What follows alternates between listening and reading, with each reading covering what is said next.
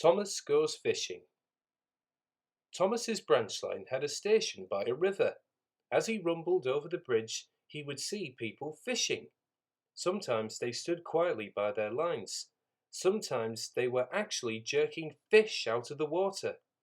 Thomas often wanted to stay and watch, but his driver said, "No, what would the Fat Controller say if we were late?" Thomas thought it would be lovely to stop by the river. "I should like to go fishing," he said to himself longingly.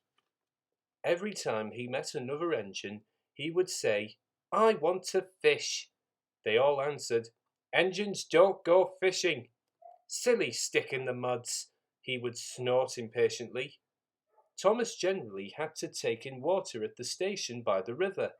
One day he stopped as usual, and his driver put the pipe from the water tower into his tank.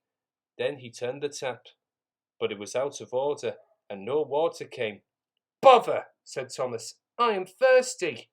"Never mind," said his driver. "We'll get some water from the river."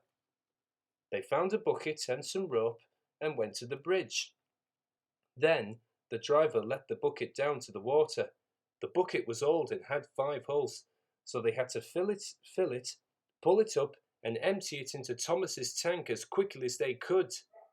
"There's a hole in my bucket, dear Eliza," sang the fireman. "Never mind about Eliza," said the driver. "You empty that bucket before you spill the water over me." They finished at last. That's good, puffed Thomas as he started, and Annie and Clobel ran happily behind. They puffed along the valley and were in the tunnel when Thomas began to feel a pain in his boiler, while steam hissed from his safety valve in an alarming way.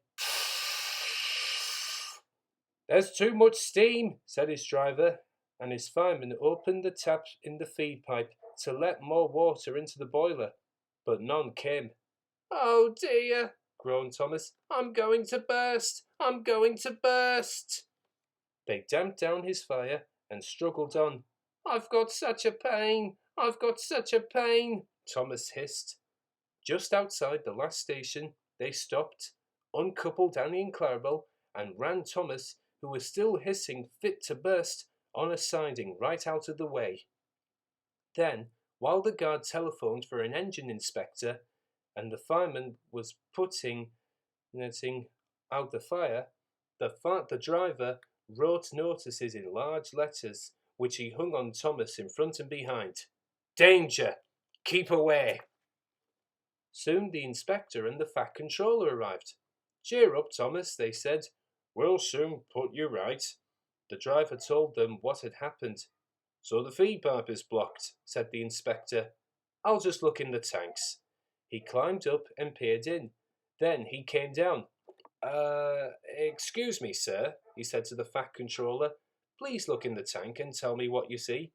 "Certainly, Inspector." He clambered up, looked in, and nearly fell off in surprise.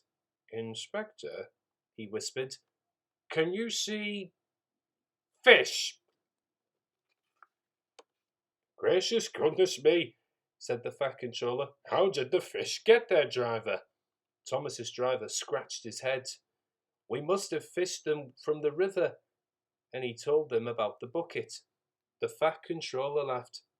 "Well, Thomas, so you and your driver have been fishing, but fish don't suit you, and we must get them out." So the driver and fireman fetched rods and nets, and they all took turns at fishing in Thomas's tank, while the Fat Controller told them how to do it.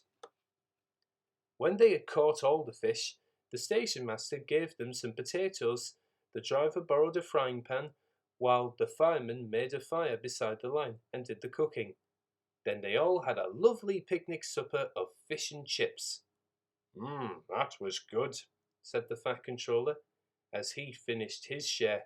"But fish don't suit you, Thomas, so you mustn't do it again." "No, sir, I won't," said Thomas sadly. "Engines don't go fishing. It's too uncomfortable."